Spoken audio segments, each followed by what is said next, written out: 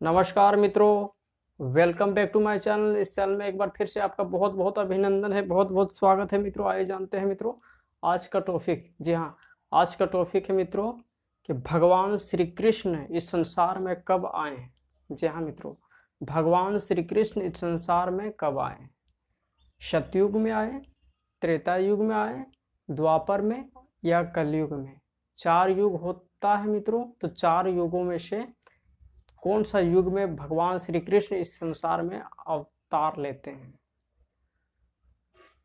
ये अगर कहेंगे सतयुग में, तो सतयुग में 16 कला संपूर्ण होता है।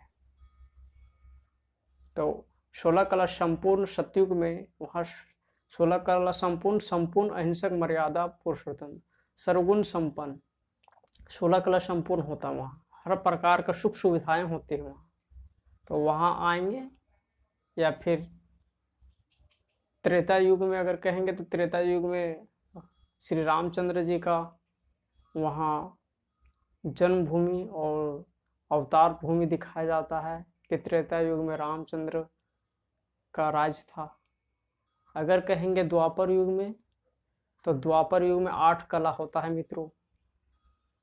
श्री कृष्ण 8 कला संपन्न देवता है या 16 कला संपन्न, ये पहले जानना है।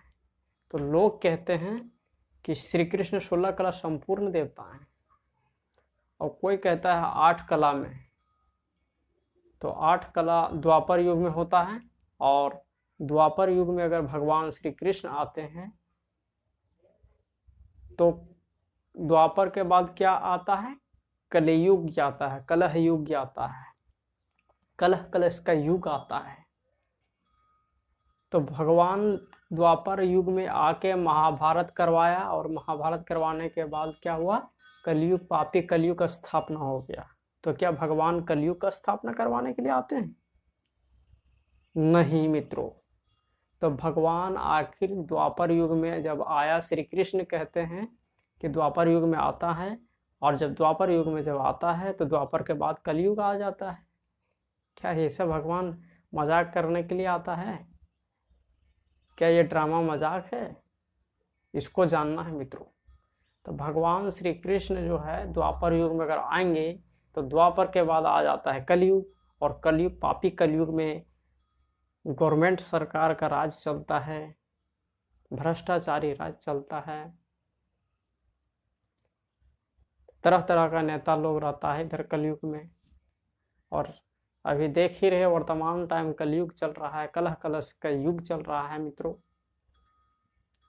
तो भगवान श्री कृष्ण द्वापर युग में आए थे कलयुग का स्थापना करने के लिए? नहीं, भगवान आता ही है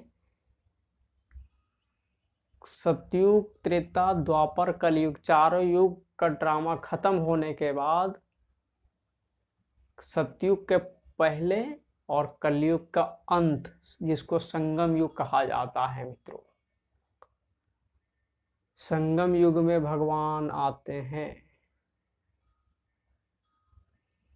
संगम युग में ही भगवान आते हैं।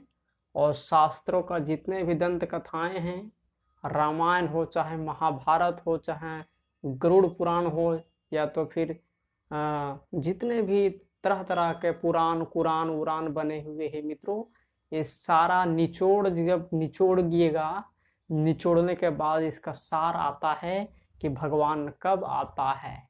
तो भगवान कब आता है इस संसार में? खुदा कब आता है? गॉड कब आता है? तो जब उसका आवश्यकता होता है, जब पूरा सारा दुनिया सृष्टि पतित बन जाता है, तो कलयुग के अंत में ही पूरा पतित बन जाता है भगवान। तभी परमात्मा इस सृष्टि पे अवतार लेते हैं। हर युग में, युगे युगे भगवान हर युग में क्यों आएगा? है ना, भगवान हर युग में नहीं आता है मित्रों। तो भगवान जो है कलयुग के अंत में और सतयुग का आदि में, जिसको संगम युग कहा जाता है, उसी टाइम आते हैं, बीचों बीच आते हैं। अर्थात सतयुग आने वाला होता है और कलयुग जाने वाला होता है, तो संगम युग कहा जाता है। तो उस टाइम भगवान आते हैं सृष्टि पर। और चारों युग का ड्रामा खोल के रख देते हैं। तो लोग समझ नहीं पाते हैं तो बोलता है सतयुग में आता है। अरे सतयुग में भगवान आने का क्या दरकार है? अगर भगवान सतयुग में आवेगा ना तो वहाँ तो संपन्न दुनिया है, वहाँ आकर क्या करेगा भगवान? भगवान तो नर्क में आता है, जो नर्क में आकर भगवान स्वर्ग, नर्क को स्वर्ग में बदलने के लिए भगवान आना चाहिए ना।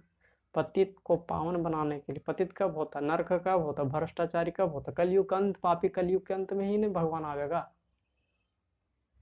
तो इससे साबित होता है मित्रों कि भगवान जो है कलयुग के अंत में आते हैं और कलयुग के अंत को सतयुग बनाने के लिए वो ज्ञान देकर और योग दे, राजयोग सिखाकर परम पिता परमात्मा इस सृष्टि पर, इस संसार में सभी मनुष्य मात्र को पावन कैसे बनाएगा वो कला सिखाता है। ये कला कोई नेता मंत्री या कोई भी सरकार नहीं सिखा सकता है और ना ही देवी देवता सिखा सकता है।